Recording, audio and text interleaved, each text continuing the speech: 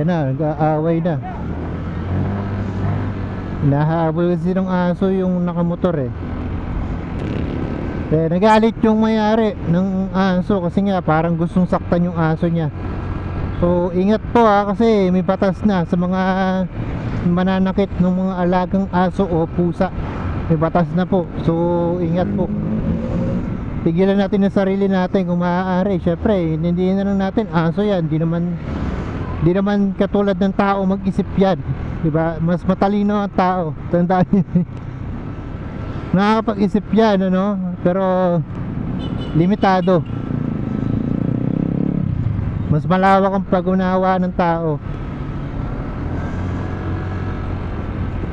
Kaya pagka mayroong mga tao na nananakit ng hayop o aso o pusa, ganyan, alam mo na, malamang makitid yung isip niya kasing lawak ng aso na yun.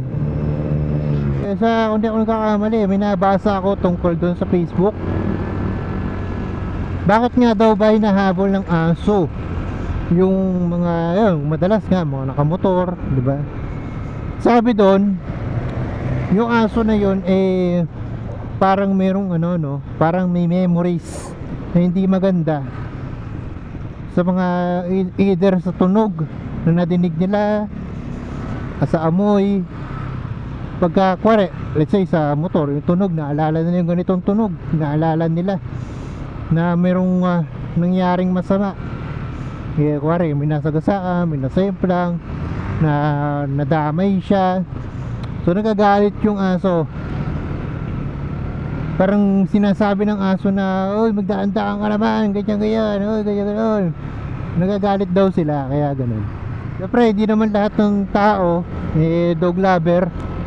Hindi naman lahat tayo kaya nauunawaan yung mga ganyan. Sa totoo lang, ayun, di ko naman talaga alam yun. Nabasa ko lang. Di ko rin alam kung totoo yun.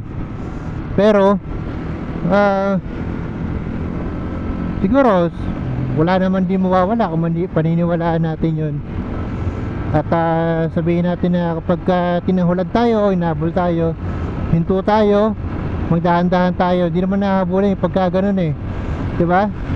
Pagka nagdahan-dahan ka lang, di ka na niya nahabulin kasi ako, kahit naman ako ilang beses na rin ako dating hinahabol ng aso, pero ginagawa ko lang talaga ito lang, mga bago. Dati talaga nagpapahabol ako, nagmamabilis ako kasi nagpapahabol niya ako kasi pasaway ako nun, kamuti ako nun. Pero ito lang, isip-isip ko, hinto na lang ako. Kasi pag huminto ka, tumitigil din naman sila, lalakas sila palayo.